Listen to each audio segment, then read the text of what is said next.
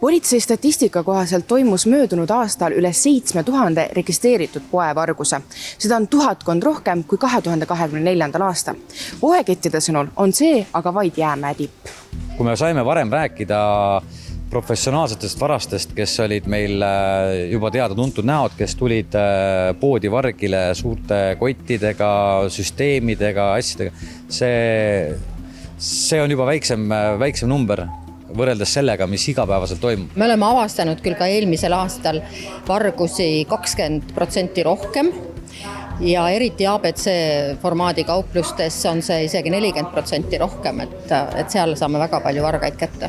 Kui rääkida ainuüksi registreeritud varavastastest kuritegudest, siis möödunud aastal tegeles politsei poevarastega 7908 korral. Aasta varem 2024 oli poevarguseid 6184. Sõidukivastased kuriteod hämmastaval kombel langesid 5 juhtumi võrra. Eluruumides toime pandud vargused olid aga samuti kasvutrendis. Kui tulla tagasi peamise probleemi ehk poevaraste juurde, siis ei peegelda numbrid tegelikkust. A1000 Market teeb avalduse iga varga kohta, kuid kõik poed seda ei tee. Põhjus on väga lihtne. Politsei ootamise aeg on nii pikk, et odavam on see varas minema lasta selle varguskatse puhul, kui jääda ootama politseid, vormistada neid pabereid. Ja lõpptulemuseks on see, et vargale öeldakse, et uuri võtab suga ühendust, lastakse minema. Poole tunni pärast on see varas jälle kuskil teises poes ja tegutseb edasi. Paraku on nii, et nendel õhtustel tipptundidel on politsei ressurss piiratud, sündmusi on väga palju, mida on vaja lahendada ning eesmärgiks on võib-olla see, et kui politsei peab seadma juhtumite prioriteete, siis alati on prioriteetsed need juhtumid, kus on kellegi elu või tervis ohus. Kui patrull ei tule kohale, võetakse kurikaelaga hiljem ühendust, kuid sel juhul on tihti tegemist kassi-hiire mänguga.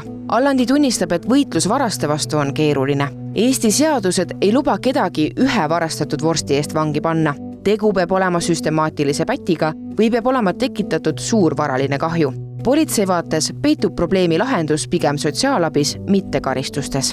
Oleme prokuratuuriga proovinud leida lahendusi sellised, et just nende elukutseliste varaste osas või nende puhul, kes teevad poodile suuri kahjusid, oleks võimalik nende kiiremini reageerida. Ka see nädalal on olnud juhtumeid, kus isik on tabatud poevarguselt, on ta politseile üle antud, politsei on teinud esmased menetlustoimingud, andnud selle materjali prokuratuuri ja isikut ei ole veel vabastatud ja on järgmise päeval viidud kohtusse, kus ta on saanud karistuse ning läinud kohe vanglas oma karistust kandma. Olukord varastega on nii käest ära, et täna on keeruline öelda, mida kõige rohkem varastatakse. Aasta tagasi oli selleks alkohol, täna on nimekiri lõputu. Alkohol on alati kuldklient number 1, aga ka nüüd šokolaad, kohv, kalatooted, kosmeetika, kodukaubad, ikkagi tervisekaubad, toidulisandid, sellised asjad. Et see, et korviga minnakse läbi Selve ala või läbi kassavahe, see on hästi tavaline nagu. Ja siis on korvuga täis või ütleme, käru on siis ka täis, sest ei ole mõtet väikse korviga minna. Paar päeva tagasi päeval valmistasime ette tarnijale kauba tagastuseks euroalused, suure koguse, järgmine päev hommikul pidid tulema järgi ja siis hommikul helistati poest, öeldi, et kuule, et vaadake palun kaameratest, et kas keegi käis juba järel ära. Vaatasime kaamerad lahti ja nägime, et keegi aktiivne kodanik käis öösel ära ja võttis oma portsu euroaluseid kaasa. Ehk siis kõik, mida annab vähegi rahaks teha, sellele küüned taha aetakse. Turuks võivad olla absoluutselt kõik, mille peale vargad tulevad, on Facebooki marketplace, osta.ee kui ka võib-olla käest kätte müümised. Samuti võime rääkida sellest, et on andmeid, et kaup on viidud pandimajadesse või turule teiste isikute kätte müügiks, et jääks selline loomulik mulje, et see kaup ongi kellegi teise poolt müüdav. Poeketid ei näe, et olukord lähiajal paraneks, pigem vastupidi. Omalt poolt investeeritakse järjest rohkem tohutuid summasid turvalahendustesse, kuid vargad on kas alati sammu võrra ees või lihtsalt piisavalt nahaalsed.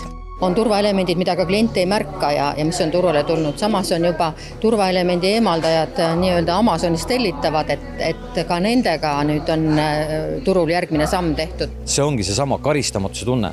Inimestel ei ole, meil on küll ja küll on inimesi, kes on nimekirjas, kellel on 5-6 vargust ja ta tulebki, ta varastab ja ta ütleb, mis vahet on.